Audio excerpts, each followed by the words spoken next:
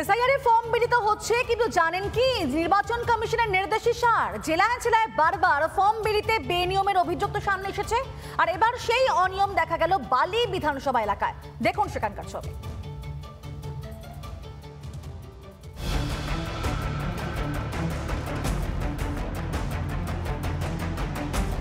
সেই একই রোগ, ফর্ম বিলিতে বেনিয়ম, এবার এলাকা বালি।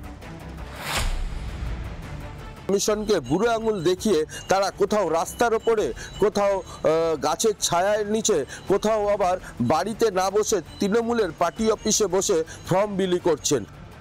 এই যেমন বালি বিধানসভার লিলুয়া মিরপাড়া অঞ্চল। এখানে গাছের ছায়ায় টেবিল চেয়ার নিয়ে এসআইআর ফর্ম বিলি। সংবাদ মাধ্যমকে প্রশ্ন করতেই তিনি ফোন করেন নিজের ঊর্ধ্বতন কর্তৃপক্ষকে। তারপর দেখুন কি হলো।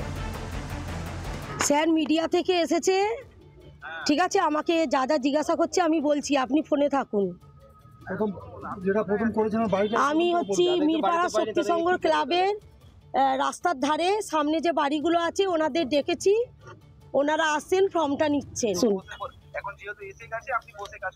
ঠিক আছে স্যার, হ্যাঁ হ্যাঁ হ্যাঁ ঠিক আছে।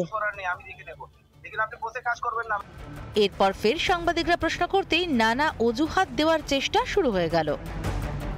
বসে কাজ করছিলেন কেন? আপনার তো এটা কাজ নয়। আমি হোম টু হোম বাড়ি বাড়ি ভিজিট করছি। আপনি এলাকাটা দেখতে পেলাম না তো, আপনি তো বসে আমি এই দেখুন এলাকা আমি ভিজিট করেছি। বাড়ি বাড়ি যেতে কি সমস্যা? উনি বাড়িতে গেছেন 4 দিন 5 দিন ধরে, আপনি ভিজিট করে দেখুন, এখানে সব ডোর টু ডোর, চলুন বাড়ি বাড়ি আমি নিয়ে যাচ্ছি। ডোর টু ডোর ভিজিট করে দেখুন আপনি যে আমরা বাড়ি বাড়ি গেছি কি যাইনি। এনারা যে ওনাদেরই বাড়ি আছে এখানে, উনি বলছেন এসেন, ওনার কথাটাও শুনুন। আমি আপনাকে বুথ নাম্বার ধরে নাম বলতে পারি যাদেরকে বিএলও ফর্ম দিয়ে দিয়েছে। আর ভোটার যদি ফোন করছে যে দাদা আমি এই বাড়ি থেকে বলছি, আমি আমার ফর্ম কবে আপনার কাছ থেকে পাবো, তিনি ওখানকার টিএমসির নেতার নাম বলে দিচ্ছেন, বলছেন ওনার কাছে যান, ওনার কাছ থেকে নিয়ে নিন। আপনি কল্পনা করতে পারেন এই কি হচ্ছে?